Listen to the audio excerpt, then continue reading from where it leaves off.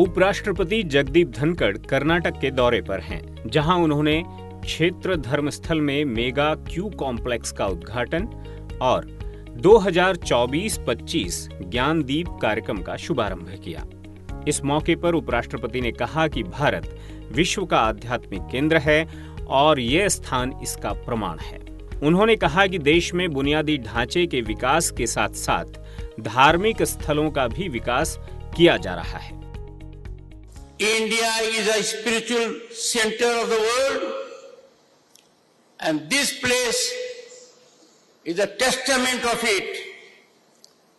Under the divine gate of Bhagwan Sri Manjunath, there is reflection of religiosity, sublimity, harmony, and peace of mind. The divine feeling here is beyond expression. Millions throng to this place in search of solace, blessings, and a divine connection. The Sanidhya Q complex is beyond a physical structure. It is just not a building. It is a manifestation of our collective commitment to inclusivity, hospitality, and service. Congratulations to all who converged to realize this magnificent facility. A soothing change in recent years in our country has been infrastructural growth that is germane to our religious places. This needs to be applauded, as these are centers also of our civilizational values. Religious institutions are emblematic of equality, since there is no individual is higher before the Almighty, the God. We should reinstill the idea of equality in religious institutions. When precedence is accorded, when priority is given to someone, when we label it as VVIP or VIP, this is belittling the concept of equality. VIP culture, friends, is an aberration. It is an incursion when viewed on the anvil of equality. It should have no place in society, much less in religious places. I hope this Dharmasthal, being led by a luminary of our times, will serve as an example of egalitarianism, and let us shun for all times VIP culture. The very idea of VIP darshan militates against divinity. It should be dispensed with. Religious institutions in our country are beyond sites of faith. These are centers of community service, and this place has made huge contribution in education and healthcare that is worth applauding and worth emulating. What a pleasant surprise to me was the extraordinary efforts made by this institution in serving rural India. Our Bharat lives in villages. Our path of progress has to go through villages. Villages define our way of life, our democracy, our economy. It is in villages that the heartbeat of India resonates, and it resonates in high decibel. The development of these areas has to be our topmost priority. It is our sacred duty, and the best way to transform is education. इस मौके पर उपराष्ट्रपति ने धार्मिक संस्थाओं से देश के युवाओं को सभ्यतागत गहराई से भी अवगत कराने का आह्वान किया। I urge all religious institutions to make one particular effort, and that is to make aware our generation, our young people, of our civilizational depth. I am concerned on occasions that our young children and youth are not exposed to the virtuosity, the wisdom, the knowledge, the depth of our civilizational gold mine. These institutions can catalyze it.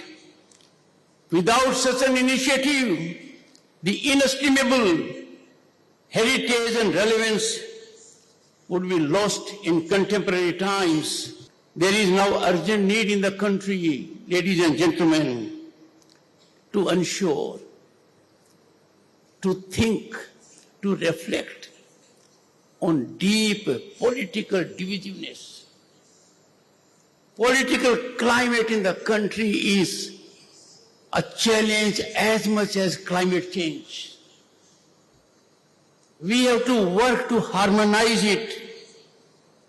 We cannot ignore our long-term gains, commitment to nationalism for short-term gains.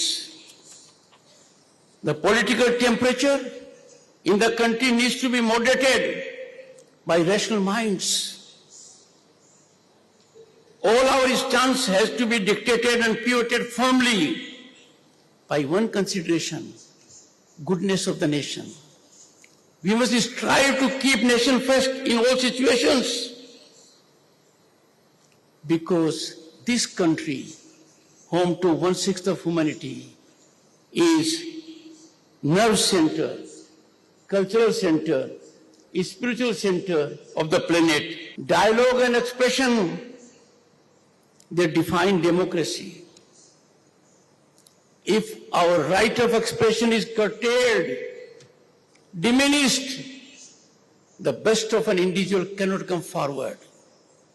But if we insist only on expression and do not believe in dialogue, if we believe only in expression and believe that we alone are right, we are being unfair to humanity, to the other person. Dialogue and expression have to go hand in hand. It is dialogue that makes us realize the importance of the other point of view. I therefore call upon everyone.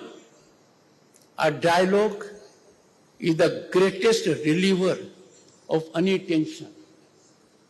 A meaningful dialogue with positive approach can bring about solution to problems that are turning out to be very painful for our society. Democracy has no meaning unless people are able to express and engage in dialogue. देश को 2047 तक विकसित बनाने का आह्वान करते हुए उपराष्ट्रपति ने युवाओं से सोशल मीडिया के जरिए जनप्रतिनिधियों पर भी दबाव बनाने की बात कही। I call upon everyone who represents people to soul search, because we are in the last quarter of the century for celebration of our independence. We have set a target for a developed nation at 2047. It is no longer a dream, it is our object. It is achievable, but we all have to believe in our nation, in serving the nation, and rise above partisan approach when it comes to development or national welfare.